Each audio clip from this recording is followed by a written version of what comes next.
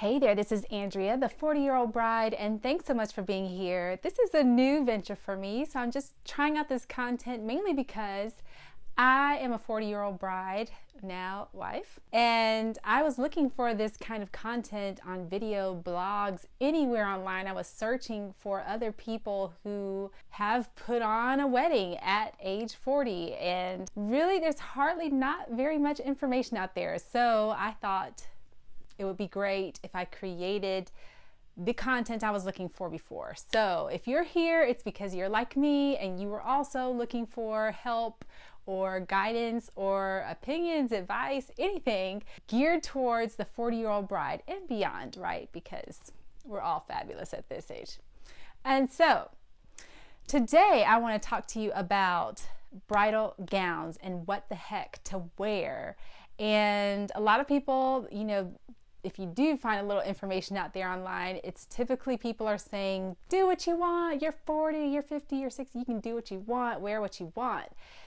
Yeah, of course you can. And you know that, but you wouldn't be searching around if you kind of didn't care what people thought a little bit. You might not care as much as you did in your 20s, but you do care a little bit. And you also want some ideas, right? Like you want some ideas on what other people are doing and what other people are wearing. So I thought I'd pull together a couple of tips for you and then also kind of do a little showcase towards the end of some 40-year-old brides I found out there and beyond who I thought looked fabulous and could potentially give you some inspiration. So without further ado, let's go.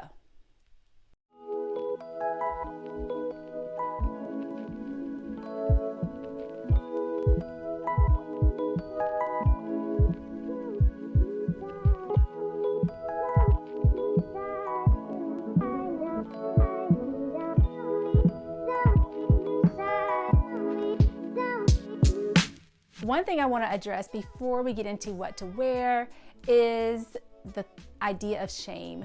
Some people are going to make you feel ashamed, especially if this is your second or third marriage. But in general, if you're just, for whatever reason, if you're not a springing 20-year-old, then people kind of feel like, some people, not everybody obviously, but some people might make you feel like, or society in general might have some pressure to make you feel like you shouldn't have a big, huge party like you would in your 20s. I just want to say up front, no. It's your day, you're likely paying for it, and it's your party for whoever you want, friends, family, and the like. So guess what? You get to make the rules and you get to create it how you want to. So I'm just gonna up front say that right there. Do this how you want. If you want the big, huge party, do it. If you were married before in your 20s and now you're getting married again in your 40s, 50s, or whatever, and you want a big, huge deal, do it. Some people got married in their 20s, but it was not a big, huge wedding. They didn't have a lot of money. Their parents didn't have a lot of money. They just did a small thing. And now they're getting married later in life. They've got a lot more discretionary income. They've got access to capital, and they want the big party that they didn't get to have in their 20s, or they want a do-over, whatever it is. For whatever your reason is, it doesn't matter. It's your day and it's your party, and you can do it how you want. So that is one societal pressure I will tell you not to succumb to, is people trying to make you feel like maybe you shouldn't have such a big deal party because you were married before. This is your second, third, fourth marriage. You have kids, you don't have kids, whatever. It does not matter. Do what you want. You got the money to do it, do what you want. For the gown itself, I mean, honestly, I was looking everywhere. I was looking at your traditional bridal stores, but also at Nordstrom's, at Neiman Marcus, for white evening gowns, for cream evening gowns, for even light pink, light blush evening gowns. So you don't even have to feel bound by the color white, but that's totally, again, up to you. But I would say tip number one, don't feel bound to only look at traditional bridal stores, because depending on your body type, what you feel best in, the look and feel of your day, all that good stuff, which we'll talk about soon, you may want something completely different that wouldn't be in a traditional bridal gown store anyway. So that's my little tip. Look at evening gowns. You may find something awesome there that could work for your bridal gown. So my next tip for you is to consider how you want to feel. How do you want to feel on your actual day. And some of this is going to tie into the vibe of your event, which we'll talk about also, but think about how you want to feel. Are you going for more of an elegant feel for yourself? Do you want to feel more bold, modern, contemporary, chic with classic lines, a real clean, sharp look? Are you going for romantic and lacy? The feel for how you want to be that day is going to dictate a lot about the kind of attire you're looking for. So if you are fun and flirty, you're going to want that reflected in your gown potentially. And if you're more subdued, elegant, stately, that's a whole different look entirely. So I would think about, how do you want to feel? How do you want to come across? Are you regal? Are you sparkly Gatsby? Are you like gaudy, extra sparkles, extra glam? That's very different from a simplistic, dainty look. So really spend some time thinking about how you want to feel, how you want to look, how you want to be that day, your dream feeling, your dream look for yourself, and then let's dictate from there what we kind of look at for dresses and gowns. So let's kind of think about the feeling you want to have for that day, and that can help you figure out where to look for gowns. Again, does it have to be a traditional bridal store? Could it be a very nice higher end department store? Or it doesn't even have to be higher end depending on your budget. You may be going more courthouse style, and you could potentially find it at Macy's or somewhere, Belk's, wherever. It's very possible. You never know. The next thing you're going to want to consider is your venue. So what kind of venue are you looking at? And that also is going to help dictate the gown. So are you beachy? Are you garden? Are you a art gallery, a museum feel even? Are you in a warehouse? Are you old shabby chic in a exposed brick type of a place? I was in a garden for my ceremony, and then for my reception it was indoors in a big expansive old school warehouse that's been remodeled for today, right? So it has that kind of rustic urban feel, which is really cool, with big huge ceilings. So all of that, keeping all that in mind, and the theme of the wedding you're trying to create, the party for the day you're trying to create, is going to help you figure out, what should I do? What direction should I go with my gown? Because think about it, if you're going to be outside, time of year is going to matter as well. Add that to your list of factors. Time of year will matter, of course, too. So time of year in conjunction with your venue, in conjunction with how you want to feel, is going to all help dictate the kind of gown you want to wear. So ladies, if you know yourself, if you be real, if you are already in I'm not, but I have worked in a hormone replacement therapy place, and I know this all too well because I've seen it a billion times. I don't work there now, FYI, but so don't ask me your questions now. But I have. And so perimenopause is real. Menopause is real if you're in your, however, menopause can happen at any age, but say you're in your 50s and 60s, you're well into menopause. You could be subject to hot flashes, yourself. So if you're going to have an outdoor wedding and you're going to need a lot of ventilation, you're going to need a lot of air moving around yourself. You don't want to be stuck in a hot, stuffy, spanked up, stiff dress that's not breathable, and you're going to feel like you're sweating buckets. You're going to want something that makes you feel how you want to feel for that day. Elegant, gorgeous, modern, boss mode, diva, however it is you want to feel. So consider that, because you don't want to be, the last thing you want to do is be sweating buckets. If you're prone to do that, especially if it's a spring, summer wedding, depending on where you are geographically. I'm in the South, I'm in Atlanta, so it's kind of going to be pretty toasty a lot of the year. My wedding was in October, just recently, and in October here in the South, it's still fairly warm. So it was pretty toasty at 4 o'clock in the afternoon when we were going outside to our garden ceremony. And so people were really fanning themselves. It was pretty warm. By the nighttime, it was very cool. So, you're gonna have to think about that too. Do you want a little something in your pictures or for yourself, just to keep cool if you're gonna be outside at any point? We weren't outside very much, except for the very end. We had a really awesome paper lantern release, which was the best. It was so fun. I love that so much. And my guests loved it so much. It was so great. Okay, but, time of year and the type of venue is really going to be a huge factor for the kind of gown you want to wear, and again, how you want to feel and your own body physiology right now. So, do you tend to be hot? Do you tend to be cold? The last thing you want to do is be uncomfortable on your day, because you are the center of attention. So I say, don't go for, obviously we're not going for PJ comfort, but as close as we can get to that while still being elegant or beautiful or however you want to look, that's what we want. So I want you to be as comfortable as possible, but also feel royal, regal, modern, diva, however you want to feel. Okay, so we've got how you want to feel, your body type, we've got your venue. Are you outdoors? Are you indoors? Are you garden? Are you beach? Are you in a church? Are you in a, I don't want to say parking lot, but are you in a backyard? Are you in somebody's backyard? Is it a big, huge thing? Is it a small, intimate thing? All those elements play a factor with how you want to present yourself. But as we all know, at the end of the day, whatever you decide to wear, no one should be able to stand you up.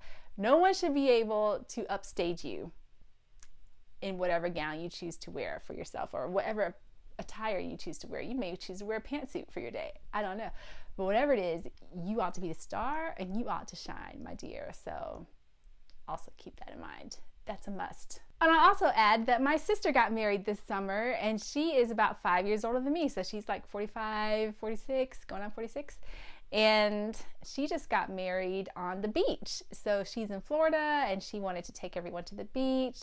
So we literally went to the beach that we always go to every summer anyway for our family vacation. And she just did her wedding at the beach and just had like coworkers come down and other family come down. Granted, we're still in COVID, but it was all outdoors. So, for her gown, for example, she went with romantic, breezy, easy breezy. It was off the shoulder. It was lacy white. It had a little cinch here in the waist, and it was still just flowy and nice and breezy. And that's perfect for the beach. So she felt great in it. She looked amazing. And in my gown, again, I was telling you, I was in a garden for our ceremony. So mine was, it was completely opposite of what I thought I was going to wear. I thought I was like on this secret garden mode, and I was going to be in this extra romantic, lacy number with this sheer champagne-y, contrasted lace deal. I had this all in my head with this detachable skirt, and I couldn't find the thing anywhere. I saw a little example of it online, and it ended up being this extra cheap shop online. Word to the wise. If that dress is $200-300 online somewhere, unless it's somebody's second hand-me-down kind of a dress they're selling online, after they've worn it one time, unless it's that kind of situation, I would say no. I showed that to my wedding planner, and we were like, it looks sketchy. So I tried to find that beautiful dream dress. I tried to figure out how I could make a dress like that work with other bridal store owners, and trying to figure out how could we create this look of a dress and do this detachable train with it and blah blah blah. At the end of the day, when my mom and sister came with me to try on dresses, they saw this very traditional looking sweetheart neckline, mermaid. Of course, I love mermaid style with a trumpet type of dress at the bottom. It flared at the bottom. I'm no gown expert. I'm just telling you how it looked. I'll show you a picture also. And they loved it, and I actually loved it on. And so, be open-minded also. Be open-minded. You think you might have a look in your head of exactly how you want to look. And just be open, because once you get out there and start trying things on, especially when you get some girlfriends or family involved, they know you too. And so you might surprise yourself with what you end up with. But that's my little extra point. You might end up with something you were not thinking of, but it could be awesome. I loved mine. I loved my gown. I thought it was so amazing. Had a little train in the back, so cute. Cathedral veil. Okay, all right, moving on. This is a question you would think you don't have to address, but I'm going to address it because people think it. I know they do. I know they do, because it's come up in some of my conversations, and I was Googling around information on this, and it was a little hard to find for 40 plus brides. So The question is, are you still allowed to wear white? The maybe not so obvious answer is yes. Yes, you are allowed to still wear white if you like. My sister was joking around with me, my other sister who's been married forever, was joking around that I couldn't wear white because, white traditionally is supposed to be a virgin thing, but who is, first of all, who is a virgin still these days? Even when you're in your 20s, there's very few people who are still virgins. And then now in your 40s, by now, if you're still a virgin, God bless you. But I will say, does that have to tie to the traditional thought that white is only for the virgin pure bride? Absolutely not, darlings. You can wear virgins do not own the color white. You can wear white on your wedding day if that's what looks good on you and what you want. You can wear eggshell, you can wear off-white, you can wear a cream, you can wear a Chardonnay color, you can wear champagne, you can wear blush, you can wear black if that's what you wanted to do with yourself. You could wear a color, a bright color. It is totally, completely your party, your vision, your day, how you see yourself and how you want to do it. For me, I thought I was going to go with a blushy champagne romantic thing and ended up with stark white, almost very traditional looking, and I loved it. I just did. And I thought I looked great in it. So again, stay open-minded, but also realize that the possibilities are open to you. You find something that you look amazing in and you feel like absolutely excellent in, it's your day, honey. Rock it, own it, do it how you want. And most importantly, all of this is undergirded with love. So love gives you a glow. You're going to have a glow. You're going to be gorgeous anyway because you're glowing. And then on top of that, all that's going to give you an extra confidence. So glow and confidence lets you rock anything well. You can rock anything. Put me almost in like any gown. I could have rocked it for my day. I rocked what I chose to rock. But you can rock what you choose to rock, and you're going to look great, honey. You just are. Okay, last 2 points are consider your vibe and consider your veil. So if you choose to have one. So your vibe, again, this kind of flows with some of the conversation before, but what kind of bride are you? Are you the elegant romantic type? Are you classic modern? Are you Gatsby? I keep saying Gatsby, but are you diva?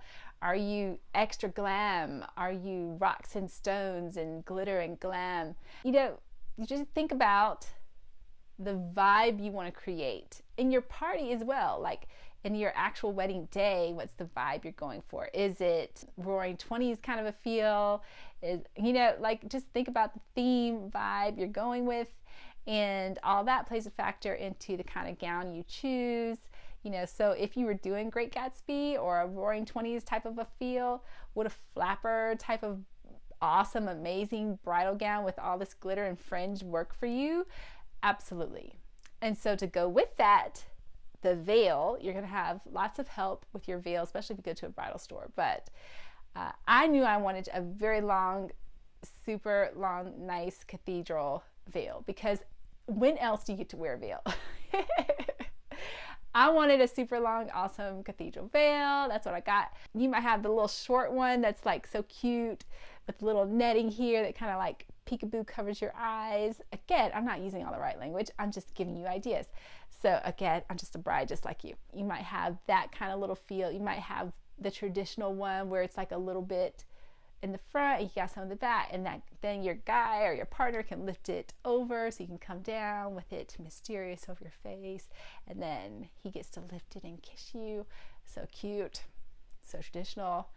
So think about the kind of veil you want. If you want a veil, you may opt out of a veil. You may go for a fascinator, which could be so awesome with feathers and sparkles, or you may decide to do some kind of really cool headpiece, which could be amazing as well. My sister had this awesome, really cool glitter headpiece. I'll have to find it for you. Is it around here? No, it's not. I'll have to find it for you and show it to you later. But it's really cool jeweled thing. It cannot stick in my hair like this. Like it would straight fall out. It's so heavy. But if my hair is back, it has something to grab onto. And so we use that for a couple things. So think about what goes in your hair, if it's a veil, if it's a headpiece, if it's a fascinator, and how that complements whatever attire you choose to have. The pantsuit even. I don't want people to forget about that one, because I've seen some ladies rock an awesome pantsuit, and that could be you for your day. So short, long, T-length, ball gown length, whatever you end up going with. Easy breezy, almost sundressy, it's totally, the vibe is up to you. But just remember, you are the star and nobody upstages you. So whatever you decide to go with, if it's a beachy, easy breezy theme, and you know you're going to be in some really cute, simple sundress type of deal, make sure you tell your guests to wear like cut off jeans or something so that you are the most beautiful, elegant thing in the room or in the beach. Like, it's very important that you are the star that day. So just keep in mind, whatever you tell your guests to wear, nobody upstages you, period. Okay, I don't think anybody said that out loud anywhere. That's probably an unwritten rule somewhere, but I'm saying it because that's how I feel. and I feel that for you. Nobody should upstage you at your wedding. Huh. All right, ladies, and those are my tips for today on what the heck to wear. And that applies mainly, again, to the gown itself, but also don't forget, there's likely an entire weekend's worth of wardrobe you're going to have to consider what to wear down there, because people are going to be taking pictures of you the entire time. Your friends, if they're anything like my friends and fam, and I'm guessing that they are, they will take pictures of you at any moment, and you have to be camera ready. So consider your hair, your attire for the whole weekend. You are on, my dear, whether you want to be or not. So it's not just one day, it's likely a whole weekend. When people are arriving, when they're first getting there, when you do your welcome cocktail, rehearsal dinner, whatever you decide to do, if anything, you're going to get together with people at some point. So you're going to definitely want to have that outfit together for that. We'll probably do a separate video all about that, whatever you decide to do. Reception, cocktail hour, whatever, welcome party, if anything. Bridal showers, I didn't have a bridal shower. We'll talk about that too some other time. I didn't have like a proper bridal shower. I had a brunch because everyone's coming in from out of town, and we were even out of town ourselves. It was kind of a destination wedding, but not like an island destination. It was just a city nobody lived in. Also another story for another day. So, and brunch afterwards, you might have brunch. We had brunch informal, just with whoever was still in town, who, you know, a lot of people went back that night and drove home. Many people were flying out the next day. So whoever could join us for brunch, there's an outfit for that. So, you know, you might think to yourself, I don't care. My day is my day, and that's the only outfit I care about. And I'm just gonna be in my regular jeans and sweats because that's what kind of girl I am, and my people know that. Totally fine. But just remember, you're still gonna have to think about that. People will take pictures of you. So if you're fine with it, I'm fine with it. Now, that is really all, my dears. We could talk about this all day, but I want to hear your comments below. What do you think? What thoughts do you have about what to wear, considering all the elements we spoke of? Your look, your feel, your hair, your venue, how you want to feel that day, your body type, your physiology, all those things play a factor with what you ultimately choose, colors, all that. So I want to hear your comments below, questions, comments, what you chose to wear, what you're thinking about wearing, all of that. And even thoughts, societal thoughts, you know, on what's appropriate, what's not. We can talk about that too. And I would love for you to follow me. Come say hi on my personal channels. It's Andrea TheoJohn. That's my new social media last name, Andrea TheoJohn, Andrea TheoJohn. That's on Instagram. You can find me on Facebook like that. You can follow me there. Where else is that? And Twitter. Those are the places where I am. My little personal, and TikTok. Yes, this 40-year-old is on TikTok. And by the way, so in real life, I'm a marketer and brander. And if you want to follow my business channel, if you are interested in that space, it's the ADS Agency, based on my former name, Andrea Denise Smith. And now it is Andrea Denise Johnson. But my husband, he's a husband now. My husband goes by Mark TheoJohn online, and so I wanted to adopt that online name as well. So I'm Andrea TheoJohn, And so especially Instagram, come say hi, Facebook, come say hi. Maybe sometime we'll create a little Facebook group community and we can all chat up weddings and all that. I would love to. I'm so in that space right now. So come say hi to me. And otherwise, if you like this video, make sure you like the video below and please subscribe to the channel as well. This is a new channel, so I was going to do a series on my old channel, which is my business channel, and try to spin it as personal branding. And I was like, no, you're going to mess up your YouTube algorithm. So I redid it, babies, it's all here. And I am calling myself for you the 40-year-old bride. So goodbye from the 40-year-old bride. I'll see you next time, and cheers.